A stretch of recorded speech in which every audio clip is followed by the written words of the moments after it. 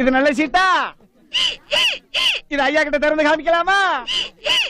இதனால ஐயா ஒரு தோசமெல்லாம் போயிருமா? சொன்னப்பல ஓவரா ரீட் அடிக்கிற குடு. அண்ணனுக்கு வந்திருக்கிறது.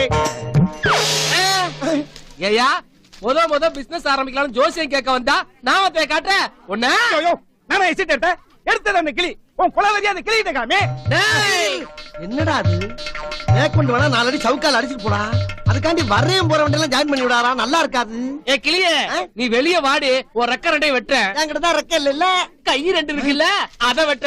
நீ ஜோசியமா காத்தோட்டமா வச்சு வைக்கிறதா? டேய் இத்தனை நாளா எங்கங்க போனீங்க? ஏங்க கூண்டுல கிளி மாதிரி இருக்கீங்களே, உங்களை இப்படி யாருங்க அடிச்சு வச்சது? நீங்க 2 பேரும் யாரு? இவன் என் மாப்பிள்ளை ஏகாதேசி. இவனை ஏன் கூண்டுல அரைச்சு வச்ச?